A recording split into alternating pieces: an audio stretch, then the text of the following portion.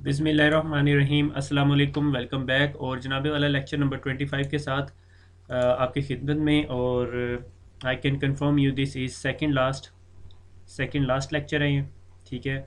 और second last lecture है 70/640 के एग्ज़ाम का। इसके बाद फिर हमारी नेटवर्क इंफ्रास्ट्रक्चर के बुक शुरू होगी, which would be the last book, ठीक है। और इसके अंदर हम लोग पढ़ेंगे active directory rights management services. इससे पहले हम लोग क्या पढ़ चुके हैं? हम एक्टिव डायरेक्टरी सर्विसेज पढ़ चुके हैं, फिर active directory light weight directory access protocol पढ़ चुके हैं, LDS, ठीक है। फिर उसके बाद एक्टिव डायरेक्टरी सर्टिफिकेट अथॉरिटीज़ पढ़ चुके हैं। अब हमारा टॉपिक है एक्टिव डायरेक्टरी RMS। और इसके बाद हमारे लास्ट टॉपिक हो गया active directory federation services, FS भी लिखते हैं। ये तमाम जो टॉपिक्स है ना, इन सब टॉपिक्स की एक्चुअली ये फुल फ्लैश स्पेशलाइजेशंस हो सकती हैं, ठीक है। यानी अगर किसी ने स्पेसिफाइड LDS पे काम करना है, मेनली प्रेमर्स प्रोस्पेक्टिव से, सर्टिफिकेट अथॉरिटीज से, RMS पे और फेडरेशन सर्विसेज से। जिस तरह मैं आप लोगों को बता चुका हूँ, काफ़ी दफ़ा मैंने डिस्कस किया है, लाइक सर्टिफिकेट सर्विसेज के बारे में माइक्रोसॉफ्ट की इस बुक के अंदर बहुत कम लिखा हुआ था, ठीक है। RMS के बारे में भी यही सिचुएशन है कि उसने जब एक्सेल की शीट में या किसी कंटेंट के ऊपर रिस्ट्रिक्शन लगा के नहीं दिखाई हुई। उसकी रीज़न ये है कि मैंने इसको थोड़ी सी रिसर्च करके देखने की कोशिश की, बल्कि इस बुक के अंदर थोड़ी सी लैब्स भी गलत हैं। एनीवे, तो आप लोगों ने उन लैब्स को फॉलो नहीं करना, आपने मेरी लैब्स को फॉलो करना है। मगर अगर आप और फर्दर उसको अपने नॉलेज को एनहेंस करना चाहते हैं तो वो बुक की लैब्स भी कर लें, मगर मैंने कोशिश की है, बुक की सारी लैब्स कवर की हुई हैं। एनीवे, तो RMS के लिए एक प्रॉपर बुक होनी चाहिए, सर्टिफिकेट अथॉरिटी के लिए एक प्रॉपर बुक होती है, फेडरेशन सर्विसेज के लिए प्रॉपर बुक है, यानी वो फिर उस फील्ड के अंदर स्पेशलाइजेशन है। मगर जब आप सिर्फ 70/640 ही पढ़ रहे हैं एक्टिव डायरेक्टरी सर्विसेज, तो डायरेक्टरी सर्विसेज में थोड़ा सा वो नॉलेज ऐड ऑन कर दिया, ताकि अगर आपको कल को कोई RMS पे काम करना पड़े तो आप RMS इंस्टॉल टूल कन्फिगर कर लो। मगर जब उसमें further enhancement, multiple RMS clusters या सर्टिफिकेट अथॉरिटी में फुल फ्लैज PKI इंफ्रास्ट्रक्चर है, तो ये जो बुक है ये सफिशिएंट नहीं है आपके नॉलेज को। उसके लिए फिर आपको एक्टिव डायरेक्टरी PKI इंफ्रास्ट्रक्चर या माइक्रोसॉफ्ट PKI इंफ्रास्ट्रक्चर की बुक ढूंढनी पड़ेगी। There are lot of books that talks about it, ठीक है। तो आप अगर ये समझना चाह रहे हैं कि ये बुक आपको एक चैप्टर के अंदर वो पूरी की पूरी सर्विसेज पढ़ा दे, तो ऐसा नहीं होगा, ठीक है। मगर इस आपकी बुक के आपके ज़ाहिर एग्जाम के अंदर उतना ही नॉलेज आपसे पूछा जाएगा या उतने ही क्वेश्चंस पूछे जाएंगे कि आपको इन सर्विसेज की इंस्टॉलेशन, बेसिक कॉन्फ़िगरेशंस की इंफॉर्मेशन है। जब स्पेशलाइजेशन, डिफरेंट एप्लीकेशन की इंटीग्रेशन, उस तरह के क्वेश्चंस नहीं आएंगे। एनीवे, तो आगे चलते हैं। Active directory rights management services. Rights management है क्या चीज़? राइट्स मैनेजमेंट ये है कि मेरे साथ अक्सर एक दफ़ा ऐसा हुआ कि मुझे एक XYZ कंपनी के साथ काम करने का मौका मिला। तो हम लोगों ने कोई चीज़ बाय करनी थी और उसकी डिप्लॉयमेंट करनी थी। तो जब आप टेंडर करते हैं और एवेल्यूएशन प्रोसेस चल रहा होता है, तो एवेल्यूएशन के दौरान जो से आपने कुछ डॉक्यूमेंट्स ऐसे होते हैं जो आपको दो प्रोडक्ट्स को कंपेयर करना होता है। से फॉर एग्जांपल मेरे पास जी एक ये बॉक्स है, ठीक है, और एक ये बॉक्स है जो कंपनी वाई से बनाया हुआ है। तो कंपनी वाई का जो रिप्रेजेंटेटिव है वो मेरे पास आया, उसने कहा मैं आपको कंपनी एक्स के जो बॉक्स है हमने उसके ऊपर टेस्टिंग की हुई है, ठीक है, मैं आपको उसकी टेस्टिंग की रिपोर्ट भेजूंगा, ठीक है। तो उसने मुझे वो अपनी ईमेल के अंदर एक रिपोर्ट जो सी है वो अटैच करके भेज दी।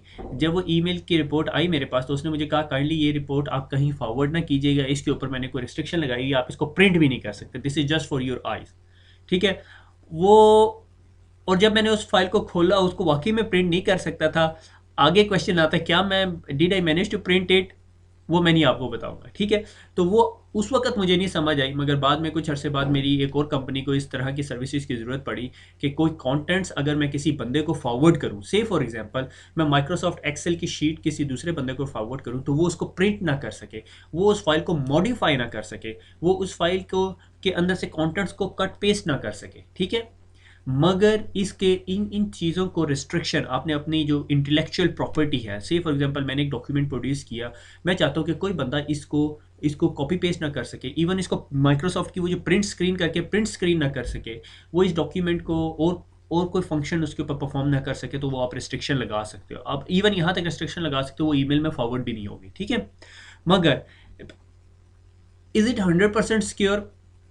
तो मैं आपको सजेस्ट करता हूँ कि 100% सिक्योर नहीं है। अगर आपके पास मोबाइल है, आपको एक डॉक्यूमेंट दिया जिसकी आप कॉपी नहीं बना सकते और इवन उसके ऊपर एक्सपायरी डेट भी लगाई हुई है, से उन्होंने कहा कि ये डॉक्यूमेंट जो है वो 3 दिनों के बाद एक्सपायर हो जाए, ठीक है। जो साहब ने उन्होंने मुझे वाई कंपनी के रिप्रेजेंटेटिव ने जो मुझे डॉक्यूमेंट दिया था वो कोई 48 आवर्स के लिए था। 48 आवर्स के बाद वो एक्सपायर हो गया था, क्योंकि officially they are not allowed to send that document, मगर वो he was so desperate to win that tender, तो वो मुझे कुछ डॉक्यूमेंटेशन प्रोवाइड करना चाहता था ताकि मैं इसमें से क्वेश्चंस पढ़ के वो एक्स कंपनी से पूछ सकूँ।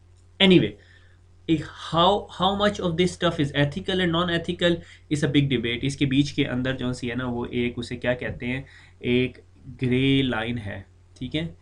तो एनीवे, अब हम चलते हैं एक ऐसे टॉपिक की तरफ कि भाई हमने जब ये रिस्ट्रिक्शंस लगानी है, से फॉर एग्जांपल मैं चाहता हूँ कंपनी के अंदर मैं एक्सेल की शीट के ऊपर रिस्ट्रिक्शन लगाना चाहता हूँ, तो कोई उसको कॉपी ना कर सके, तो उसको कॉपी कैसे करते हैं एक मेरा कुलीग था, वो साइंटिस्ट था, उसने पता है किया, लैपटॉप की स्क्रीन उठाई और उसको फोटो कॉपियर के ऊपर रखा और फोटो कॉपी कर ली।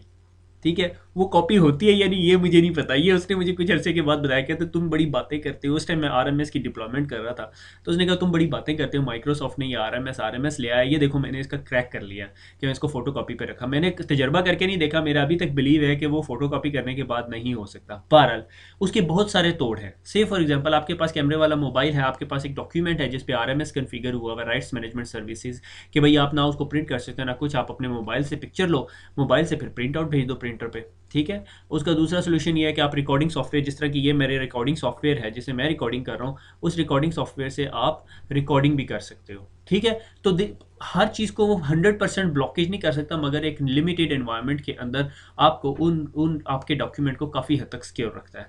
आप इसको यूज़ करना चाहते हो या नहीं, बहुत सारी कंपनियां यूज़ करती हैं, बहुत सारी नहीं करती, मोस्टली कंपनियां नहीं यूज़ करती। I know big companies having more than 4000 computers, 5000 computers and they don't bother about it. ठीक है, उसके लिए वो कहते हैं हम फोल्डर ही सिक्योर कर लेंगे। ठीक है, मगर एक लिहाज से देखा जाए, अगर कोई जिस तरह ये एक्स वाई जी वेंडर जो सा था, इसके प्रोस्पेक्टिव से देखा जाए तो बिल्कुल वो सही कर रहा है कि भाई हमें ये करना चाहिए, उसे वो करना चाहिए था, उसको ज़रूरत थी उसकी, तो उसकी कंपनी ने अप्लाई किया हुआ था ज़ाहिर। ठीक है, तो आगे चलते हैं। तो पॉइंट ये हुआ कि active directory right management services क्या करती है, आपकी इंटेलेक्चुअल प्रॉपर्टी, आपके जो डॉक्यूमेंट्स हैं, जो डॉक्यूमेंट आपने प्रूफ किए हुए, आप चाहते हैं कोई चीज़ें जो सी वो उसको यूज़ ना कर सके। से फॉर एग्जांपल आपकी कंपनी है वो एग्जाम क्वेश्चन सेल करती है, ठीक है, ब्रेन डम्प्स जिसे हम लोग कहते हैं। ठीक है, आप चाहते हैं यार कोई इसको प्रिंट आउट ना कर सके, आप उसको एक ऐसी एक्सेल की शीट, आप वो पीडीएफ का डॉक्यूमेंट बना के दे देते हो जो ना कि प्रिंट हो सके, ना प्रिंट स्क्रीन हो सके, और ना उसमें से कॉपी हो सके। ठीक है, तो आप काफ़ी हद तक सिक्योर हो। अब वो जो अगर से फॉर एग्जांपल आपके ब्रेन डम्प के अंदर 100 या 200 क्वेश्चंस हैं, तो कोई 200 क्वेश्चंस को मैनुअली राइट नहीं कर सकता। हाँ, अलबत्ता एक काम कोई कर सकता है, उसकी वीडियो बना के रिकॉर्ड कर ले स्क्रॉल करते हुए। एनीवे, तो बड़े बड़े इंटेलिजेंट ब्रेन्स हैं दुनिया के अंदर ठीक है, और I don't want to say anything. अच्छा, distribute inside and outside the boundary of your network in a protected mode, कि अगर आप कोई डॉक्यूमेंट जो सा है inside and outside the boundaries of your network जो सा प्रोटेक्टेड तरीके से भेजना चाहते हो तो भेज सकते हो। अच्छा, इसके अंदर कुछ लिमिटेशन है। से फॉर एग्जांपल वक्ती तौर पे लिमिटेशन ये है कि ये माइक्रोसॉफ्ट ऑफिस 2007 की प्रोडक्ट्स के ऊपर चलेगा एंड ऑनवर्ड चलेगा। अगर आपकी क्लाइंट मशीन विंडोज 7 है और ऑनवर्ड है तो उस पर बाय डिफ़ॉल्ट चलेगा, विंडो 7 से नीचे है तो उसमें रजिस्ट्री चेंजेस करनी पड़ेगी। ठीक है, तो इस तरह की चीज़ें हैं। अगर मैंने किसी एक ऐसे क्लाइंट को प्रोटेक्टेड डॉक्यूमेंट भेज दिया जो कि जिसके पास ये नहीं चल रहा, तो वो डॉक्यूमेंट नहीं खोल सकेगा। ठीक है, इसका ये मतलब नहीं है कि आपकी तमाम सिक्योरिटी वेट हो जाएगी, वो डॉक्यूमेंट खोलेगा, कॉपी पेस्ट प्रिंट सारा कुछ कर लेगा, वो फिर डॉक्यूमेंट नहीं खोल सकेगा। ठीक है, तो इसके इसके अंदर जो सा है, it's not a really perfect thing, trust me. ठीक है, हालांकि मुझे माइक्रोसॉफ्ट की ये प्रोडक्ट पढ़ाते हुए कहना चाहिए तो वो परफेक्ट है, ये है, सारा कुछ है, वो है, और आप जाके कहीं कमिट कर देते हो, जब आपको इंस्टॉलेशन के बाद पता चलता है यार ये तो से फॉर एग्जांपल एक और उनकी अकाउंटिंग सॉफ्टवेयर है उसके ऊपर आरएमएस ही नहीं लगा सकता, तो वो वाकई नहीं लगा सकते। से मोबाइल एप्लीकेशंस के ऊपर अगर आपके पास माइक्रोसॉफ्ट मोबाइल्स हैं, माइक्रोसॉफ्ट ऑपरेटिंग सिस्टम है आपके मोबाइल के ऊपर, तो आप उसको यूज़ कर सकते हो, अदरवाइज आप उसको यूज़ नहीं कर सकते। तो इसकी काफ़ी काफ़ी लिमिटेड सर्कल है, अहाता सर्कल है, यानी सर्कल ऑफ इम्प्लीमेंटेशन है। ठीक है, तो यानी ये हेट्रोजीनियस इन्वायरमेंट पे नहीं रन करेगा, कुछ और लिमिटेशंस है, आपको ये सारी फर्दर पढ़नी पड़ेंगी अगर आप इसको फर्दर एनहेंस करना चाहते हो। आपकी बुक ने उसको डिटेल में नहीं डिस्कस किया हुआ, मगर माइक्रोसॉफ्ट की वेबसाइट के ऊपर एक लिंक है माइक्रोसॉफ्ट आरएमएस सर्विसेज का, मैं सोच रहा था उसे यूजफुल लिंक में डालूं, मगर उसमें बहुत डिटेल आ जाती है, dos and don'ts of the RMS services, dos and don'ts of RMS service, dos don'ts of RMS. ठीक है, इसको अगर आप देखेंगे तो आपको सारा कुछ समझ आ जाएगा वहाँ से। ठीक है, आगे चलते हैं।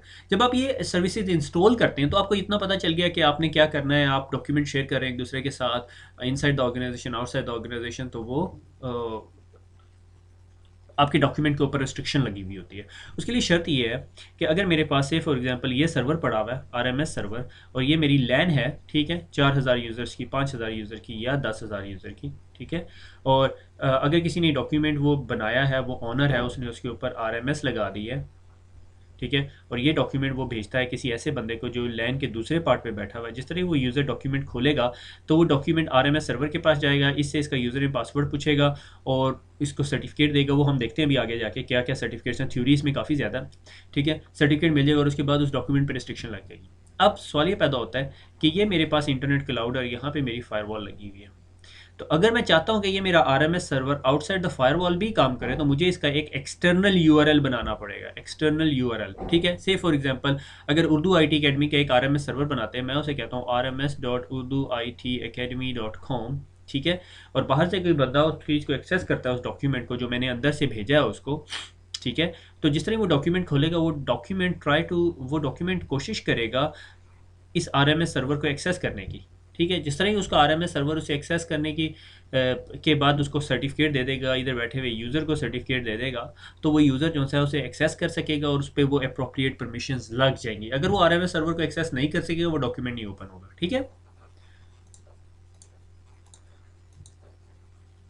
इंक चूज़ कर लूँ ज़रा मैं, पर्पल इंक यूज़ करते हैं आज। अच्छा, उसके बाद अब ये जब ये आरएमएस सर्विसेज आप इंस्टॉल कर रहे होते हैं तो इसके अंदर एक ऑप्शन होता है कि आप जो है एक प्रॉपर एसक्यूएल का सर्वर लें और उसके अंदर जो है तमाम उसके डेटाबेस कंटेंट्स जो भी आरएमएस से रिलेटेड परमिशंस या सर्टिफिकेट जो कुछ है वो सेव करें, ठीक है।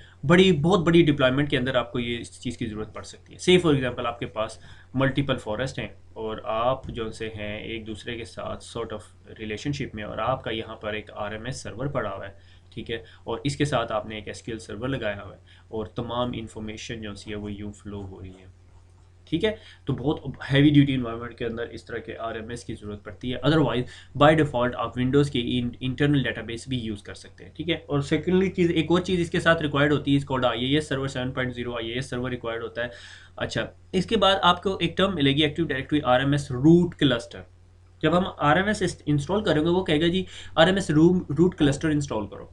उस रूट क्लस्टर का हरगिज़ मतलब नहीं है कि ये फेल ओवर क्लस्टर है, ये फेल ओवर नहीं है, ठीक है, इसलिए मैंने ये जो सा कन्फ्यूजन टाइप का आइकन आपके सामने बना के रखा हुआ है, ठीक है। वो जो RMS का जो क्लस्टर होगा वो एज सच उसको जो पहला सर्वर होता है उसको भी क्लस्टर कहता है। उसके बाद आप फिर फर्दर 2 या 3 या 4 सर्वर बना सकते हो लोड बैलेंसिंग के लिए, और they all will be a part of a single cluster, ठीक है, एक सिंगल क्लस्टर का पार्ट बनेंगे, ठीक हो गया। तो इन शॉर्ट अभी तक जो हमने पढ़ा उसको क्विकली अगर समराइज करें तो RMS एक ऐसा सर्वर होता है कि जो हमारे डॉक्यूमेंट्स के ऊपर रेस्ट्रिक्शंस लगाता है और उनके इंटेलेक्चुअल प्रॉपर्टी राइट्स को मेंटेन रखता है। डॉक्यूमेंट आप अगर बाहर या अंदर within the organisation outside the organisation transfer करें तो वो क्या करता है, उसकी जो प्रोटेक्टेड मोड के अंदर उस डॉक्यूमेंट को भेज देता है, और अगर कोई उस डॉक्यूमेंट को खोलने की कोशिश करे तो उसकी विद इन अप्रोप्रिएट परमिशन तो वो अपने RMS सर्वर से एक दफ़ा वेरीफाई करके उसको सर्टिफिकेट्स असाइन कर देती है। RMS सर्विसेज अगर आपने इंस्टॉल करनी है तो आपको शुरू ही से बाकायदा एक स्पेसिफिक डिस्ट्रीब्यूशन ऑफ ड्यूटीज़ करनी पड़ेगी। डिस्ट्रीब्यूशन ऑफ ड्यूटी से मुराद कि कौन एडमिनिस्ट्रेटर है, कौन क्या करेगा, कौन क्या फंक्शंस परफॉर्म करेगा, तो उसके लिए एडमिनिस्ट्रेटिव रूल्स हैं, इनको समझना बड़ा इंपॉर्टेंट है। ये एग्जाम रिलेटेड क्वेश्चन भी है। RMS एंटरप्राइज एडमिनिस्ट्रेटर के एक एडमिनिस्ट्रेटर होगा जो RMS के ऊपर फुल फ्लेज एक्सेस होंगे उसे, ठीक है, उसने कहा भाई मैं एडमिनिस्ट्रेटर हूँ, मैं सारा कुछ मैनेज करूँगा। फिर उसके बाद RMS template administrator. Template administrator क्या कि टेम्पलेट्स बनाएगा। से फॉर एग्जांपल टेम्पलेट्स क्या होते हैं, templates is the only thing जिसकी हमने लैब करनी है यहाँ पे, क्योंकि उसके बगैर RMS नहीं काम करेगा। RMS चलाने के लिए आपको टेम्पलेट्स पता होने चाहिए। टेम्पलेट ये कि ये मेरा RMS सर्वर है और इसके ऊपर मैंने ना जो सा एक टेम्पलेट रख दिया। से फॉर एग्जाम्पल ये टेम्पलेट रख दिया प्रिंट ओनली, ठीक है, प्रिंट ओनली का टेम्पलेट रख दिया। ये मैंने बनाया, इसमें कहा कि जो सा बंदा है वो सिर्फ प्रिंट कर सकता है और कोई काम नहीं कर सकता, कट पेस्ट नहीं कर सकता, मॉडिफाइड डॉक्यूमेंट नहीं कर सकता। अब ये टेम्पलेट बनाने के बाद मैं दोबारा गया एक यूज़र मशीन के ऊपर, एक मैंने डॉक्यूमेंट बनाया और उसके ऊपर ये टेम्पलेट जो सा यूज़ किया। अब मैं जब क्लाइंट मशीन के ऊपर गया और क्लाइंट मशीन ने ये डॉक्यूमेंट ओपन करने की कोशिश की ठीक है। तो जैसे ही उसने डॉक्यूमेंट ओपन करने की कोशिश की तो ये टेम्पलेट उसके ऊपर इम्प्लीमेंटेड था और इस टेम्पलेट ने वेरीफाई किया कि इधर के यूज़र को क्या परमिशंस हैं, परमिशन है, ठीक है, बहुत अच्छी राइटिंग है मेरी।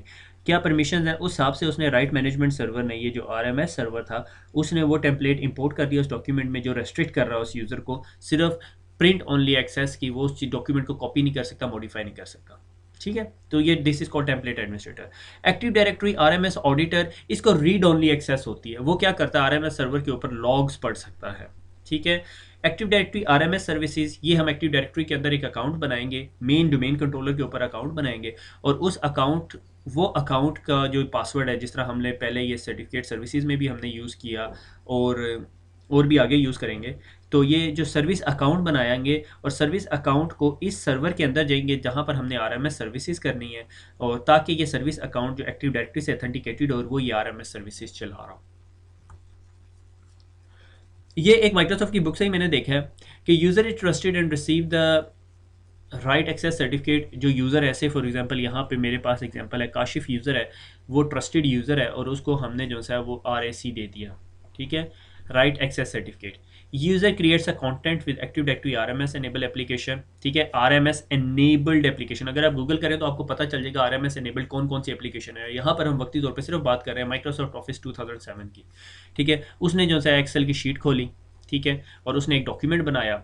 User relies on the policy template to sign the rights to the content. अब यहाँ पे एक पॉलिसी टेम्पलेट पड़ा हुआ है, से एक मैंने कहा व्यू ओनली। ठीक है, व्यू ओनली का एक टेम्पलेट है, मैंने वो उस हम अब ये यूज़र जो काशिफ है जिसने डॉक्यूमेंट बनाया है ये एक्सेल का, यानी मैं ऑनर हूँ, से फॉर एग्जांपल मैं पे रोल पे हूँ, पे रोल पे हूँ और मैंने सबकी जो सी सैलरीज इसके अंदर डाल दी हैं। ठीक है, अब मैं चाहता हूँ कि ये जो डॉक्यूमेंट है ये जिन लोगों को भी मैं भेजूँ वो व्यू कर सके, उसको प्रिंट ना कर सके। पता चले किसी ने प्रिंट किया तो सबकी सैलरी जो सी हैं वो एक पब्लिक प्रिंटर पर आ गई और मसला बन जाएगा। ठीक है, और उसके बाद क्या हुआ, policy template to assign the rights to the contents के कंटेंट्स पे राइट असाइन कर दिए। उसके बाद active directory RMS issues the publish licence to the contents and content is encrypted. जब मैं इन्हें कंटेंट बना दिए तो एक्टिव डायरेक्टरी आरएमएस सर्वर ने इसके ऊपर एक सॉर्ट ऑफ लाइसेंस लगा दिया। से मैंने कहा ये यहाँ पे लाइसेंस लग गया। ठीक है, सर्टिफिकेट टाइप ऑफ थिंग। ठीक है, other users using RMS enable application to view the content. अब यहाँ पे एक और यूज़र आया। ठीक है, अब मैं एक और यूज़र लेकर आता हूँ। से फॉर एग्जांपल मैंने कहा एक यूज़र था आसिफ। ठीक है, वो आया और उसने जो है ये डॉक्यूमेंट खोलने की कोशिश की। ठीक है, वही एक्सेल के साथ, क्योंकि व्यू एप्लीकेशन भी आरएमएस एनेबल्ड होनी चाहिए। Active directory RMS enable application request licence from active directory RMS server. अब ये एप्लीकेशन जो सी है वो आरएमएस सर्वर से जो है लाइसेंस डिमांड करेगी। ठीक है, आरएमएस सर्वर से यूज़र राइट्स आर वेरीफाइड। इस आसिफ यूज़र के जो है राइट वेरीफाइड होंगे if authorise licence is issue if no access is denied. That is the main important point. अगर वो आरएमएस सर्वर को एक्सेस नहीं कर सकता बिल्कुल भी नहीं खोल सके document. User license is assigned to the content of its entire life time online and offline. License मिल जाएगा, वो डॉक्यूमेंट ऑनलाइन हो या ऑफलाइन हो वो उसको एक्सेस कर सकता है अगर आपने ऑफलाइन कैशिंग एनेबल की हुई होगी। आगे चलते हैं। So this is the whole scenario. अगर आपको ये समझ आ गया तो आपको पूरा का पूरा आरएमएस सर्वर समझ आ गया। ठीक है, इसके ऊपर बेशक जाके एक दफ़ा रन थ्रू कर लीजिएगा। आपकी बुक के अंदर इसकी डायग्राम है, इसकी डायग्राम भी है, इसकी राइट साइड पे एक डायग्राम भी बनेगी। ठीक है, जो मैंने यहाँ पे बना दी, मेरी डायग्राम ज़्यादा अच्छी है उनकी निस्बत। एनीवे, ठीक है, सो माइक्रोसॉफ्ट की आपकी 70640 की जो बुक है उसके अंदर है ये diagram. Active directory RMS server installation, ये आरएमएस सर्वर इंस्टॉलेशन है, इसको एक दफ़ा देखेंगे क्विकली। ठीक है, Windows server single server deployment. ठीक है, जिसमें विंडोज़ की इंटरनल डेटाबेस हम लोग यूज़ करते हैं। एक सॉर्ट ऑफ डिप्लॉयमेंट सिनेरियो ये है। एक इंटरनल डिप्लॉयमेंट, ये रफली सेम ही चीज़ है कि मैंने विद इन द ऑर्गेनाइजेशन सिर्फ आरएमएस सर्विसेज यूज़ करनी है। आउटसाइड द ऑर्गेनाइजेशन मैं इंटरेस्टेड नहीं हूँ, मैं सिर्फ इनसाइड द ऑर्गेनाइजेशन यूज़ करना चाहता हूँ, इंटरनेट पे नहीं।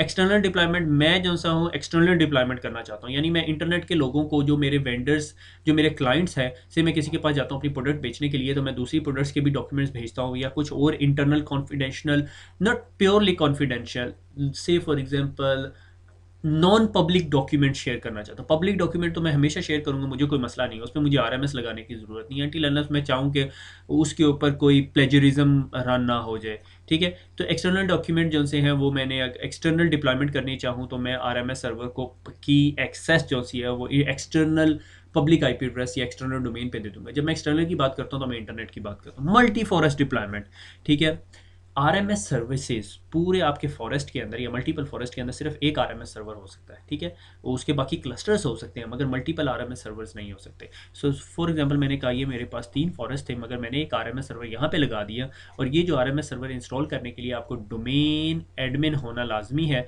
और आइडियली ये होता है कि एंटरप्राइज एडमिन होना चाहिए, क्योंकि एंटरप्राइज एडमिन क्या होता है, जिसको पूरे के पूरे फॉरेस्ट पे राइट्स होते हैं, ठीक है। तो ये मल्टीपल फॉरेस्ट डिप्लॉयमेंट है। अब रिक्वायरमेंट क्या है, इसको RMS सर्वर को कभी एक्टिव डायरेक्टरी सर्विसेज पे इंस्टॉल नहीं करना, मगर आप अपनी लैब के लिए कर सकते हैं, ठीक है। तो मेंबर सर्वर के ऊपर इंस्टॉल करें जिसने डोमेन ज्वाइन की हो, ठीक है। क्योंकि आप जब RMS सर्वर इंस्टॉल कर रहे होंगे, मैं आपको दिखाऊंगा लैब के अंदर कि मैंने जो है एक दफ़ा विदाउट एडमिनिस्ट्रेटर के अकाउंट, लोकल एडमिनिस्ट्रेटर के अकाउंट से एक्सेस किया, यानी लोकल एडमिनिस्ट्रेटर के अकाउंट से एक्सेस किया, और RMS सर्विस इंस्टॉल करनी चाहिए, उसने नहीं करने दी। उसने कहा कि डोमेन एडमिनिस्ट्रेटिव राइट्स नहीं है।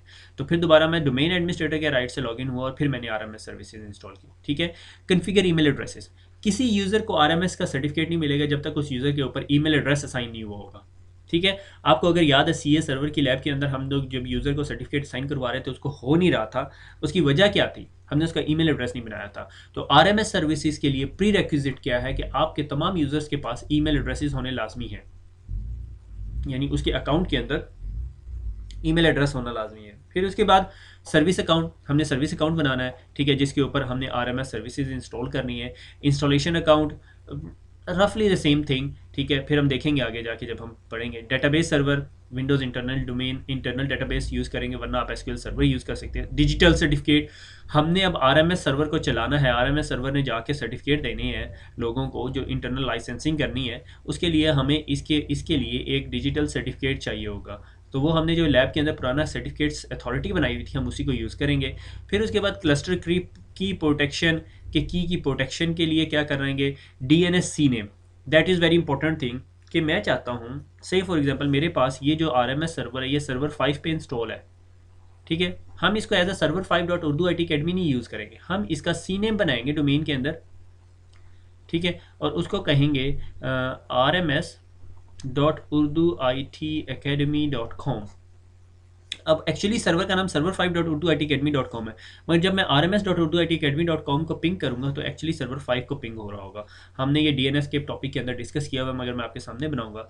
फिर उसके बाद Windows 7 include active directory client by default XP, और जो उसकी XP और दूसरी विंडोज़ के लिए विंडोज़ 2000 के लिए जो सा है हमें RMS क्लाइंट इंस्टॉल करना पड़ता है, ठीक है। और active directory RMS enabled application जो सी हैं वो क्या है, वर्ड है, ऑफिस है, आउटलुक है, पावर पॉइंट है, Office 2010 enterprise edition, Office 2010 professional edition और अल्टीमेट एडिशन, ठीक है। मेरे पास जो सा इस टाइम ऑफिस 2007 है, यही मेरे पास लाइसेंस्ड वर्जन था, तो मैं इसी को यूज़ करूँगा, ठीक हो गया।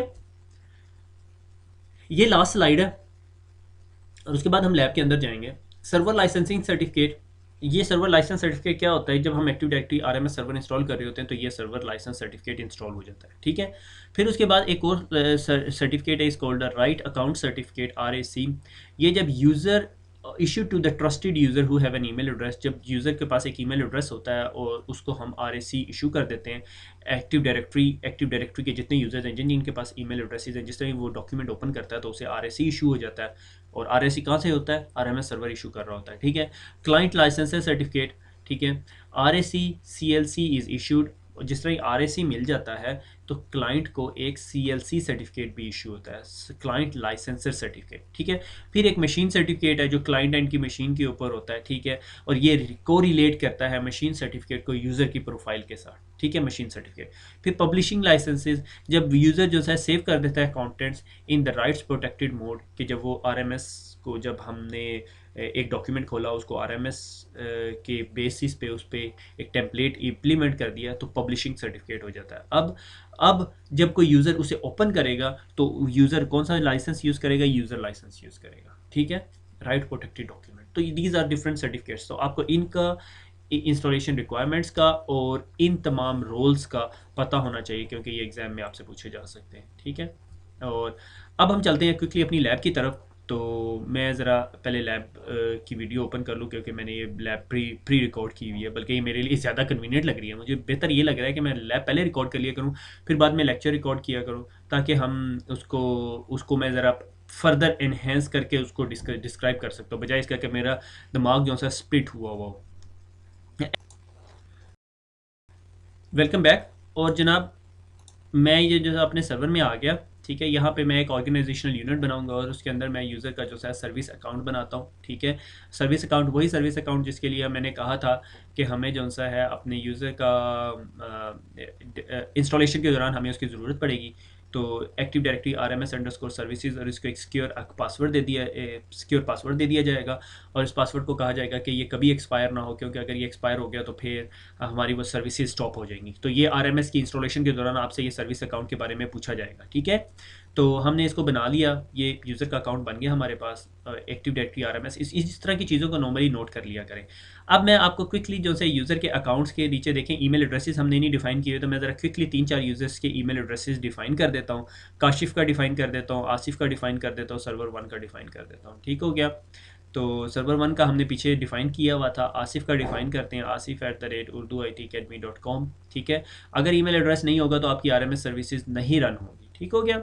तो ये हमारा काम कंप्लीट हो गया। अब मैं अपने मेंबर सर्वर पर आ गया। ये मेरा मेंबर सर्वर है विच इज़ कॉल्ड सर्वर 5, और इसके अंदर रोल डिफाइन करते हैं, ठीक है। अब मैं as a local administrator log in हुआ हूँ। अगर मैं लोकल एडमिनिस्ट्रेटर लॉग इन हुआ हूँ ना, तो ये देखेंगे मुझे काम नहीं करने देगा, ये इंस्टॉलेशन नहीं करने देगा। तो इसके अंदर रोल्स के अंदर जाते हैं। यहाँ पे मैंने बहुत सारी चीज़ें काटी हुई हैं क्योंकि ये सर्वर बहुत स्लो रिस्पॉन्ड कर रहा है। मुझे लग रहा है मुझे अपनी रिकॉर्डिंग की मशीन जो सी है ये डिफाइन करनी पड़ेगी। अच्छा, यहाँ पे एक बात बताता चलूँ कि अगर आपकी सिस्टम के ऊपर active directory domain services install हुई तो पहले आपको वो अनइंस्टॉल करनी पड़ेगी, उसके बाद आप ये सर्टिफिकेट सर्विसेज इंस्टॉल कर सकते हैं, ठीक है। अगर आपकी मशीन के ऊपर यही same is the case with certificate services और same is the case with light wait directory access services और फेडरेशन सर्विसेज, ये तमाम सर्विसेज अगर आपका कंप्यूटर डोमेन कंट्रोलर नहीं है मगर उस पर एक्टिव डायरेक्टरी डोमेन सर्विसेज हैं तो ये सर्विसेज इंस्टॉल नहीं हो सकती। या उसे डोमेन कंट्रोलर बनाएं, ठीक है, या से बैकअप डोमेन कंट्रोलर बना के उस पर काम कर लें, कोई मसला नहीं है, ठीक है। अदरवाइज उसको सर्विसेज को आपको रिमूव करना पड़ेगा। सर्विसेज रिमूव कैसे होंगी? जिधर हमने ऐड किया था वहीं अगर आप स्क्रॉल डाउन करें तो वहाँ पे रिमूविंग का भी ऑप्शन होता है। तो अभी यहाँ पे मैंने active directory right management services को क्लिक किया तो ये देखिए मुझे एरर मैसेज आ गया, the account you are logged on is not a valid for installation RMS server role के local administrator group instead. Domain local के लिए रिक्वायर्ड है आपको। तो मैं क्या करूँगा कि मैं डोमेन लोकल से लॉगिन हूँगा। तो डोमेन लोकल वाले काम पे जाने से पहले मैं आपको ज़रा क्विकली सर्वर के लिए सर्टिफिकेट इशू कर लेते हैं पहले हम, ठीक है। क्योंकि हमने RMS सर्विसेज जब इंस्टॉल करनी है तो हमें सर्टिफिकेट चाहिए होगा सर्वर के लिए, और इसमें हमें CA की लैब अगर आपने की हुई है तो एक दफ़ा दोबारा रिफ्रेश हो जाएगी कि मेरे पास सर्टिफिकेट टेम्पलेट्स हैं। मैं क्या करूँगा कि मैं एक वेब सर्वर का टेम्पलेट उठाऊँगा और उसे अपने इशू टेम्पलेट्स में ले जाऊँगा और उसके बाद सर्वर एंड पे जाके वो सर्टिफिकेट इशू कर लूँगा। उसके अलावा मैं एक और काम ये करूँगा कि मैं अपनी DNS सर्वर के अंदर जाके CNAME क्रिएट करूँगा कि इस सर्वर को server5.urduitacademy.com के अलावा RMS.urduitacademy के नाम से भी कॉल किया जा सके। तो सबसे पहले वेब सर्विसेज का सर्टिफिकेट डुप्लीकेट करते हैं 2008 एंटरप्राइज फॉर्मेट के अंदर, इसको मैं नाम दे देता हूँ RMS सर्वर, इसको आप कोई भी नाम दे सकते हो, ठीक हो गया। और उसके बाद publish certificate in active directory ताकि एक्टिव डायरेक्टरी को इन्फॉर्म्ड हो, और इसमें वो सर्वर का अकाउंट ऐड करूँगा जो मैंने अभी जिसको ये सर्टिफिकेट देना है। सर्वर 5 को मैंने सर्टिफिकेट देना है, ये सारी चीज़ें हम लैब में कर चुके हैं, और उसको एनरोल का ऑप्शन दे दूँगा, राइट्स दे दूँगा। और उसके बाद ये सर्टिफिकेट जो सा है under the server certificate templates के अंदर इम्पोर्ट कर लूँगा, ठीक है। तो new certificate template to users, और ये यहाँ पे देखें मैंने RMS का सर्वर का सर्टिफिकेट है, सर्वर ऑथेंटिकेशन के लिए वो यूज़ कर लिया, ठीक है। अब ये सर्टिफिकेट जो सा CA सर्वर इशू करेगा जब हम यूज़र में जाएंगे। तो अब हम DNS में जाते हैं और DNS में क्विकली जो सा है हम लोग अपना क्या करते हैं, CNAME इंट्रोड्यूस करा देते हैं। CNAME क्या कि एक सर्वर के मल्टीपल नाम्स डाल के और उन्हें एक नाम के मल्टीपल नाम के अगेंस्ट बाइंड किया जा सकता है, ठीक है। तो वो फॉरवर्ड लुकअप जोन के अंदर जाएंगे, उर्दू IT अकेडमी में जाएंगे और राइट क्लिक करेंगे, न्यू CNAME, न्यू एलियस और CNAME, ठीक है। और यहाँ पे सर्वर का नाम दे देंगे, एलियस नेम से फॉर एग्जांपल RMS कर देंगे,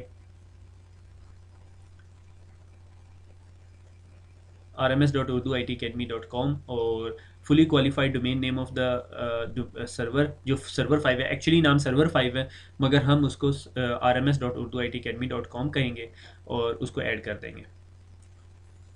ये नाम जो है आप फॉरवर्ड लुकअप करके यूँ फाइंड भी कर सकते हो अगर हमने फाइंड करना हो, मगर हमने फाइंड नहीं करना, हमने एक्चुअली खुद ही दिया हुआ ये नाम। अगर आप ब्राउज़ करें तो ब्राउज़ करके आप ऐसे भी दे सकते हैं।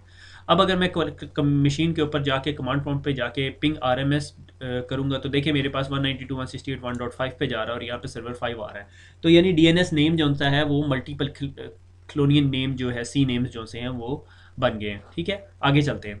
अब हमने जो सा है ये एक्टिव डायरेक्टरी एंड पे ऑलमोस्ट सारे काम कंप्लीट करिए, सर्विस अकाउंट बना लिया, यूज़र का ईमेल एड्रेस हो गया और सारा कुछ हो गया। अब मैं जो सा क्लाइंट जो मेंबर सर्वर है जहाँ पे मैंने आरएमएस सर्विसेज इंस्टॉल करनी है वहाँ पे लॉगिन हो रहा हूँ with the domain administrative rights. Mind that domain administrative rights के बगैर काम नहीं चलेगा। ठीक हो गया। ये वैसे ही मैसेजेस आ रहे हैं, आप इसके बारे में परेशान ना हो।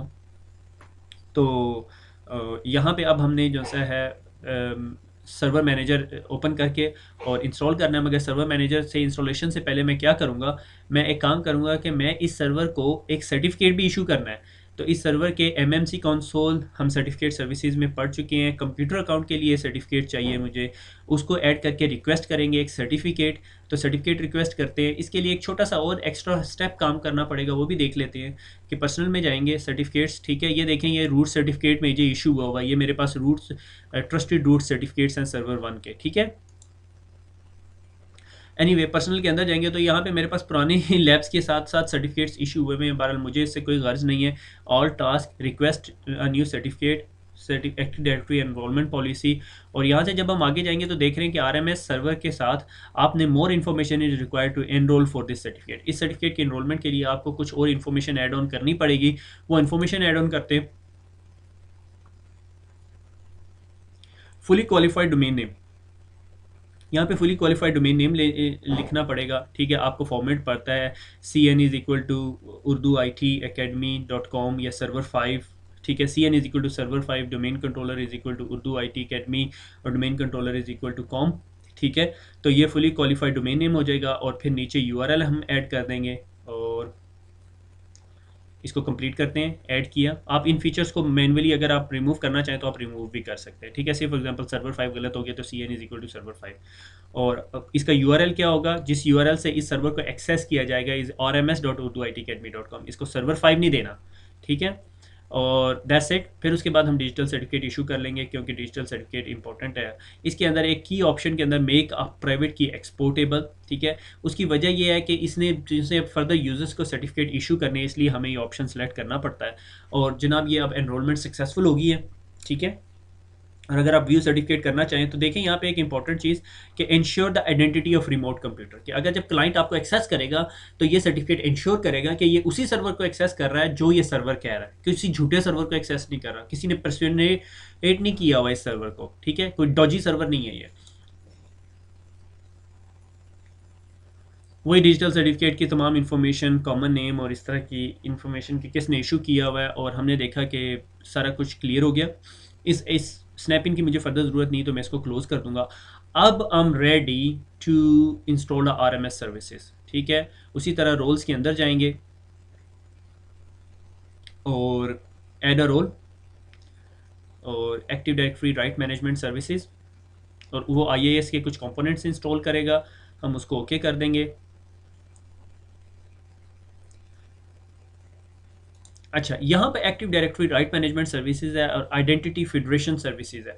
अगर आपने इस RMS सर्वर को मल्टीपल फॉरेस्ट के साथ काम करवाना है और किसी अपनी आउटसाइड द डोमेन लेके जाना है, ठीक है, तो फिर आइडेंटिटी फेडरेशन सर्विसेज सपोर्ट आप यूज़ करेंगे। ठीक है, हमारा अगला जो लेक्चर है वो फेडरेशन सर्विसेज का है, मगर वो RMS से रिलेटेड नहीं है। आगे चलते हैं। Create a new active directory RMS cluster. ये देखिए यहाँ पे जब क्लस्टर का वर्ड यूज हो रहा है, इसका ये मतलब नहीं है ये फेल फॉल्ट टॉलरेंस या फेल ओवरिंग है। RMS डेवलप करने के लिए सबसे पहला जो सर्वर है is the first server of the cluster, उसके बाद फिर फर्दर सर्वर्स है। इसके बाद आपसे वो डेटाबेस के बारे में पूछेगा। ठीक है, अगर आप कोई डिफरेंट SQL सर्वर की डेटाबेस लेना चाहते हो तो SQL सर्वर को इशू कर सेलेक्ट करके और इंस्टेंस सेलेक्ट कर लेंगे।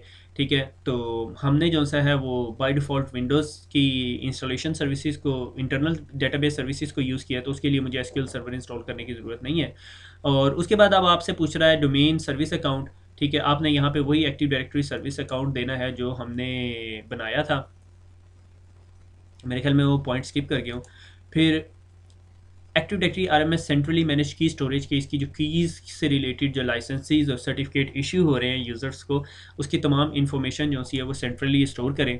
ठीक है, और इसके अंदर एक पॉइंट मैं बहुत इंपॉर्टेंट है वो बताता चलूँ कि अगर आपने मल्टीपल क्लस्टर्स बनाने से, मैंने 3 4 5 क्लस्टर्स बनाने हैं, ठीक है, और 3 4 5 क्लस्टर्स के लिए से मैं चाहता हूँ कि मैं उनके लिए कोई पासवर्ड ना रखूँ बल्कि एक की स्टोर करूँ, तो मैं यूएसबी अपने सर्वर के अंदर लगाऊंगा और उसे कहूँगा कि मेरी जो सी है क्रिप्टोग्राफिक सर्विस प्रोवाइडर से जो की जनरेट हो रही है उस की को मेरी इस यूएसबी में रखे, और इस यूएसबी को मैं फिजिकली ले जाके दूसरे सर्वर में लगाऊंगा जो इस आरएमएस सर्वर का क्लस्टर मेंबर सर्वर होगा, और वो फिर मेंबर सर्वर में सर्टिफिकेट इंपोर्ट करूंगा। बहरहाल मैं ये काम नहीं करना चाह रहा, मैं क्या कर रहा हूँ, मैं कहता हूँ कि ये सर्विसेज जो की है वो using a password based encryption की हो, और मैं जो पासवर्ड असाइन कर दूं, कल को मैं कहीं और आरएमएस सर्वर इंस्टॉल कर रहा हूं जो इस क्लस्टर का पार्ट हो, तो मैं उसमें सिर्फ वो पासवर्ड दूं तो ये दोनों आपस में एक दूसरे को अंडरस्टैंड कर लें। ठीक है, this is for the security purpose कि भाई कौन कौन से यूज़र्स उसे ऐड कर सकते हैं। ठीक है, फिर क्लस्टर वेबसाइट की बात आ जाती है। क्लस्टर वेबसाइट डिफ़ॉल्ट वेबसाइट है हमारी जो आरएमएस सर्वर के ऊपर पड़ी है, इसको डिफ़ॉल्ट जाने देते हैं, और उसके बाद पूछ रहा है कि कौन सी वेबसाइट पे लेके जाना है हमने इन केस ऑफ क्लस्टर का जो एड्रेस है, ठीक है, वो rms.urduitacademy.com, और मेक श्योर HTTPS बेस्ड और उसको वैलिडेट कर लें। और उसके बाद सर्वर सर्टिफिकेट कौन सा है, और आपको पता है कि हमने जो सा सर्वर सर्टिफिकेट इशू किया है वो सर्वर 5 है जो इशूड नेम पे है। ठीक है, ये मल्टीपल सर्वर सर्टिफिकेट्स हैं, बहरहाल आपको उसमें परेशान होने की ज़रूरत नहीं है, तो हमें पता है कि हमारा ये सर्वर सर्टिफिकेट जो है वो सर्वर 5 है। अब यहाँ पे आपने नाम देना है, server 5 is not a good name, तो मैंने इसको दे दिया RMS सर्वर, आप इसको कुछ भी दे सकते हैं। ठीक है, नाम ऐसा देना है जो आपको आइडेंटिफाई कर सके क्लस्टर के अंदर। ठीक है,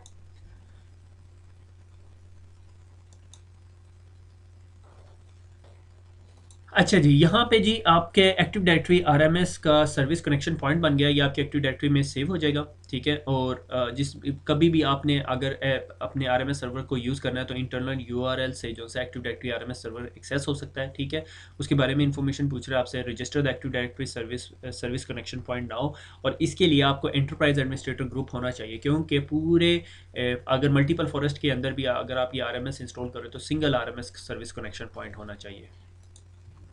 और उसके बाद वो स्टैंडर्ड कॉन्फ़िगरेशन IAS के बारे में नेक्स्ट और यहाँ पे कंफर्म करूँगा मैं। ये यहाँ पे सारी इन्फॉर्मेशन जो सी है वो समरी में आ गई, और ये इंस्टॉलेशन। ठीक है, ये काफ़ी देर लेती है, ये रफली मेरे पास, और ये मेरे पास इसने रफली आधा घंटा लिया है, और सर्विसेज इंस्टॉल हो गई अब आपके पास। तो अब हम आगे चलते हैं। सर्विसेज इंस्टॉलेशन के बाद हमने जो इम्पोर्टेंट काम करना है वो क्या है, वो ये है कि हमने अब टेम्पलेट क्रिएट करना है। ठीक है, और टेम्पलेट क्रिएट करेंगे। अच्छा, मैं आपको ये यहाँ पे एक गलती मानता चलूँ कि मैंने जो टेम्पलेट क्रिएट किया उस टेम्पलेट के अंदर एक छोटी सी गलती होगी कि मैंने काशिफ को राइट्स दे दिए और आसिफ को राइट्स नहीं दिए। और काशिफ जो सा है वो मैंने गलती ये की कि जो डॉक्यूमेंट बनाया हुआ मैंने अभी एक्सेल का, उस डॉक्यूमेंट के अंदर मैंने काशिफ को एज अ ऑनर बनाया हुआ। तो जब मैं काशिफ से लॉगिन होता हूँ तो काशिफ एज अ ऑनर जब उस डॉक्यूमेंट को खोलता है तो वो सारे चेंजेस कर सकता है। तो मैं इस टेम्पलेट के अंदर आसिफ नहीं दिखा रहा, मगर आसिफ को मैंने रीड ओनली के राइट्स दिए, और फिर मैं आसिफ से लॉगिन हूँगा जब मैं क्लाइंट एंड पे जाऊँगा, और फिर मैं आपको दिखाऊंगा कि उस पर रिस्ट्रिक्शन लगी हुई है। तो बज़ाहिर इस लैब में यहाँ पे आसिफ आपको नज़र नहीं आ रहा, मगर जब क्लाइंट एंड पे मैं लॉगिन हो रहा हूँ तो आसिफ से लॉगिन हो रहा हूँ। तो इसमें ये छोटी सी डिस्क्रिपेंसी है जो मैं यहाँ पे क्लियर करता चलूँ। अच्छा, एक और मुझे एक्सपीरियंस ये हुआ कि कभी कभी ये होता है कि क्लाइंट एंड पे आरएमएस सही काम नहीं कर रहा, तो उसके लिए आपको क्या करना पड़ता है, आपके उस यूज़र की जो लोकल प्रोफाइल आपके पीसी पे पड़ी हुई है उसको रिमूव कर दें और दोबारा वो प्रोफाइल एक्टिव डायरेक्टरी से लोड करवाएं, तो इंशाल्लाह ठीक हो जाएगा। और देखते भी आगे कोई और चीज़ है मेरे जहन में अभी नहीं आ रही। Active directory right management services जो सी है वो इंस्टॉल हो चुकी है, और इसके अंदर जो है ट्रस्ट पॉलिसीज़ और ये सारी इन्फॉर्मेशन है, मगर हमने राइट पॉलिसी टेम्पलेट्स यहाँ पे टेम्पलेट असाइन करने हैं, और टेम्पलेट बनाने के लिए लाजमी है कि टेम्पलेट की लोकेशन जो सी है वो एक टेम्प्रेरी फोल्डर हो, यानी शेड फोल्डर हो, वो हम आखिर में बनाएंगे। आइडियल प्रैक्टिस ये है कि आपको वो पहले बना लेना चाहिए, और मेक श्योर करें कि हर बंदे को उसके ऊपर रीड की परमिशन होनी चाहिए, क्योंकि उधर टेम्पलेट्स पड़े हुए हैं, और जब यूज़र किसी फोल्डर के ऊपर रेस्ट्रिक्शन लगाता है तो वो उस टेम्पलेट से जाके वो टेम्पलेट उठाता है। ठीक है, एक डॉक्यूमेंट को एक टेम्पलेट के साथ कैसे एम्बेड करते हैं उसके लिए डिफरेंट प्रोसीजर्स हैं, that is beyond the scope of this book. मेरी कोशिश थी कि वो बताऊं, मगर due to the lack of the time तो वो मैं नहीं बता सका, मगर मैं कोशिश करूंगा कि अगर मुझे कोई माइक्रोसॉफ्ट की पेज के ऊपर कोई ऐसा ऑथेंटिक डॉक्यूमेंट मिल गया जो बताए कि टेम्पलेट को कैसे एम्बेड करना है किसी एक स्पेसिफिक डॉक्यूमेंट में, तो मैं आपको दिखाऊंगा। क्योंकि अभी तक माइक्रोसॉफ्ट की जो टेकनेट के ऊपर जो डॉक्यूमेंट्स पड़े हैं वो 2003 सर्वर्स के बारे में पढ़े हैं, 2008 के आरएमएस के बारे में कोई फर्दर अनफॉर्चुनेटली मुझे कोई चीज़ नहीं मिली, मगर मैंने सही से बताऊँ डिटेल में इसकी रिसर्च नहीं की, तो उसको देख लेंगे, ये कोई बड़ी चीज़ नहीं है। तो मैंने यहाँ पे लैंग्वेज सेलेक्ट करनी है। मैं एक टेम्पलेट बना लेता हूँ, से फॉर एग्जांपल रीड ओनली का, कि जो भी बंदा है उसको रीड कर सके, उसके अलावा वो ना उसको प्रिंट कर सके और कोई काम ना उसके ऊपर फंक्शन ना परफॉर्म कर सके। ठीक है, तो मैंने कहा this template will allow read only but no print and modify. ठीक है, ना मैं प्रिंट करना चाहता हूँ, ना read slash view only but no print. और अब आगे चलते हैं, यूज़र एंड राइट। यहाँ पे अब मैंने उस यूज़र्स को राइट देनी है जो इस यूज़र को मैं चाहता हूँ कि वो एक्सेस करे। और आप यहाँ पे देखें email address of a user और अ ग्रुप। आप अगर एक ग्रुप भी बनाएं तो उसको भी ईमेल एड्रेस दे सकते हो। आइडियल परफेक्शन ये है कि आप यूज़र्स को बनाएं और उनको परमिशंस दें। यहाँ पे मैंने काशिफ और आसिफ दोनों ऐड करने चाहिए थे। यहाँ पे आपको यहाँ पे नज़र नहीं आ रहा, मगर एक्चुअली मैंने यहाँ पे काशिफ और आसिफ दोनों ऐड किए हुए। एक्चुअली मैंने ये लैब की है, वो गलत होगी क्योंकि मैं वो काशिफ की प्रोफाइल में इशू आ गया, तो इसलिए मुझे आसिफ ऐड करके उसकी ट्रबल शूटिंग करनी पड़ी। फिर बाद में मैं वर्कआउट करके पता चला कि काशिफ की प्रोफाइल में कोई मसला था, उसका जो क्लाइंट एंड का जो सर्टिफिकेट था जो यूज़र को स्पेसिफिकली मिलता है उसमें कोई मसला आ गया था, इसलिए मुझे उसकी प्रोफाइल डिलीट करके उसे फिक्स करना पड़ा।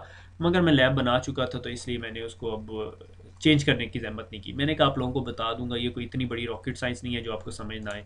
तो यहाँ पे आपने जिस यूज़र्स को परमिशन देनी है उसको उसको सिलेक्ट कर लें। ठीक है, ये इस टेम्पलेट के तहत। ठीक है, आइडली यहाँ पे आप किसी को स्पेशल परमिशन दे दें और एवरीवन को सिर्फ रीड ओनली दे दें। दैट डिपेंड्स अपॉन यू कि आप अपने उस डॉक्यूमेंट को अंडर दैट टेम्पलेट कैसे सिक्योर करना चाहते हैं।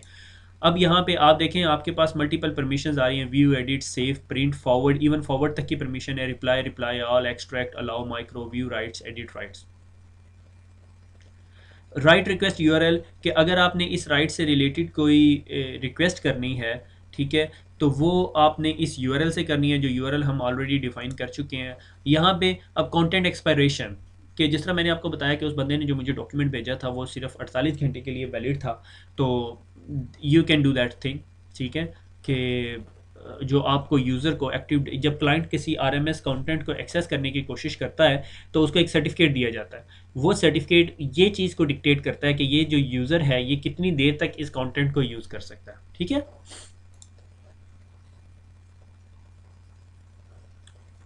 अगर आप अब एडिशनल कंटेंट प्रोटेक्शन लगाना चाहते हैं, ठीक है, या से फॉर एग्जांपल आपने एक डॉक्यूमेंट बनाया और आपने सबको उसके ऊपर प्रिंट की परमिशन दे दी, आपको बाद में पता चला नहीं यार ये डॉक्यूमेंट तो प्रिंटेबल नहीं होना चाहिए, तो आप उसके ऊपर रिक्वायर रेवोकेशन लिस्ट जैसा है वो लगाना चाहें तो वो इस तरह इसके ऊपर लग जाती है।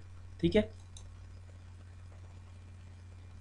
बहरहाल अभी हम ये पॉइंट वो नहीं कर रहे, कन्फिगर नहीं कर रहे, तो हमने इसको फिनिश कर दिया। ये हमारा जो सा रीड ओनली का टेम्पलेट बन गया आरएमएस सर्विसेज का।